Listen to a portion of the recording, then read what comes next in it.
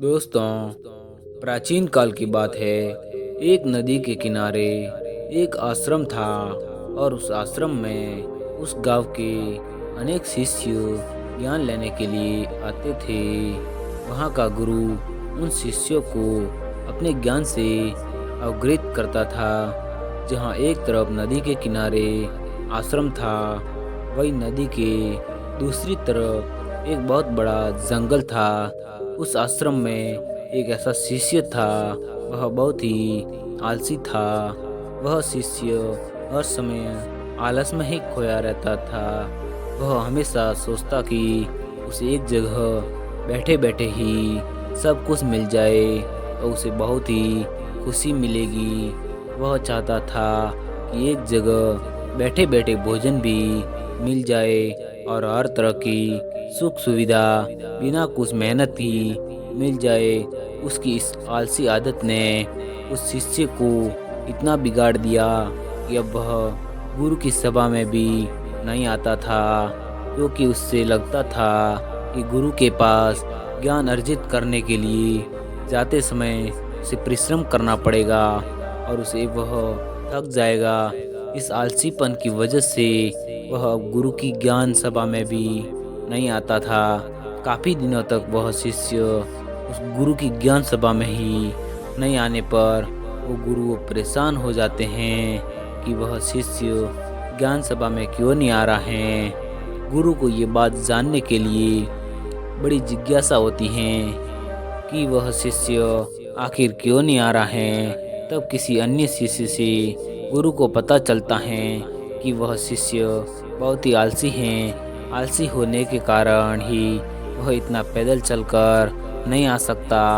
एक दिन उस आश्रम के गुरु ने उस आश्रम के शिष्यों को इकट्ठा करके उस आलसी शिष्य को भी पास के जंगल में भेज दिया और उनसे सबसे कहा कि तुम सब वहाँ पर जाओ और वहाँ से लकड़ियाँ इकट्ठा करके लाओ। वह सारे शिष्य नदी की दूसरी तरफ जंगल में जाते हैं। वह आलसी शिष्य भी भोजन बनाने के लिए जंगल से लकड़ियाँ सूंघ रहा था कि तभी उसने बिना पैरों की लोमड़ी को देखा। देखते हुए मन में सोचा, आखिर इस हालत में है, ये जिंदा कैसे हैं, ऊपर से बिल्कुल ठीक हैं। इस तरह के विचार करते हुए अपने ख्यालों में खोया हुआ था कि तभी अचानक चारों तरफ अफरा तफरी मचने लगी। जंगल का राजा शेर उस तरफ आ रहा था। खतरे को भांपकर उस शिष्य ने तेजी दिखाते हुए एक ऊंचे पेड़ पर चढ़ गया। वहीं से सब कुछ देखने लगा। यह आलसी शिष्य बाकी शिष्यों से काफी दूर था, तो वह अन्य शिष्यों से मदद के लिए पुकार भी नहीं सकता था।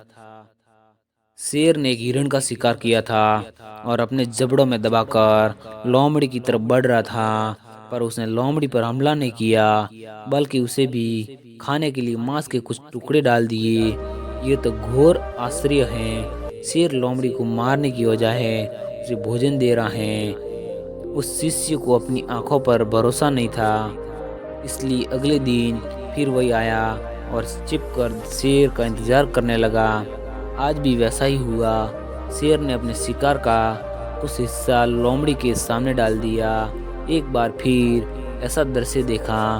फिर शिष्य मन ही मन बोला, यही भगवान को होने का प्रमाण है। वास्तव में ऐसा घटित हो रहा है। जिससे पैदा करता है वह रोटी का इंतजाम खुद ही कर देता है।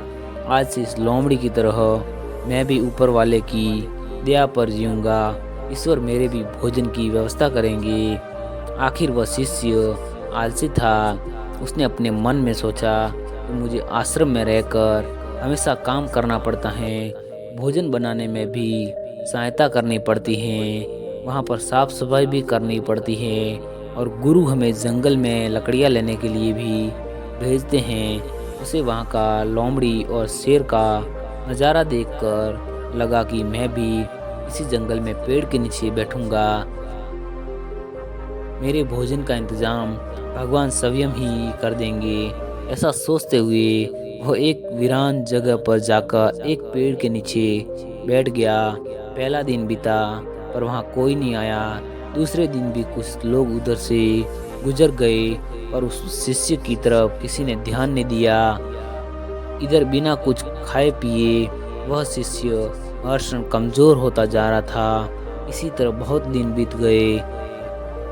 अब तो उसकी रही ताकत भी खत्म हो चुकी थी। वह चलने फिरने के लायक भी नहीं रहा। उसकी हालत बिल्कुल मृत व्यक्ति की तरह हो चुकी थी।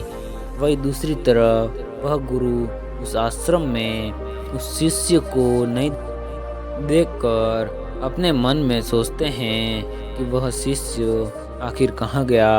वह शिष्य हमेशा मेरे आसपास में ही रहता था। तभी वह गुरु उस शिष्य का पता लगाने के लिए उसके गांव तक जाते हैं। वहां पर खोजने पर उनको पता चलता है कि वह शिष्य उसके घर पर भी नहीं था। तभी उसके गुरु को और आश्चर्य होता है और वह चिंता में डूब जाते हैं कि आखिर वह शिष्य कहाँ गया। वह आलसी लड़का हमेशा काम को टालता रहता था और एक जगह बैठा बैठा सभी सुख भोगना चाहता था। वह आखिर कहाँ गया होगा। वह गुरु शिष्य को ढूंढते ढूंढते उस जंगल की तरफ आते हैं। वह शिष्य उस जंगल में एक पेड़ के नीचे बिल्कुल मृत व्यक्ति की तरह पड़ा हुआ था। तभी वह गुरु उधर से गुजरे और उन्होंने उस शिष्य को देखा और उस शिष्य को पूछा कि तुम्हारी ये हालत कैसे हुई और तुम यहाँ पर क्या कर रहे हो और तुमने आश्रम को क्यों छोड़ा। वह शिष्य उस गुरु को सारी बात बताता है और कहता है, गुरु अब आप ही बताइए कि भगवान इतने निर्दयी कैसे हो सकते हैं। क्या किसी व्यक्ति को इस हालत में पहुंचाना पाप नहीं है। बिल्कुल हैं, लेकिन तुम इतने मूर्ख कैसे हो सकते हो।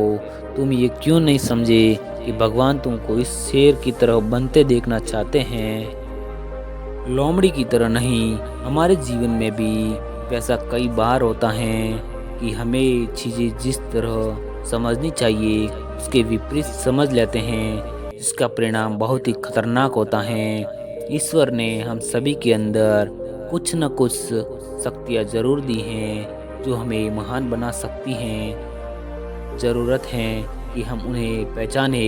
इस कहानी में उस शिष्य का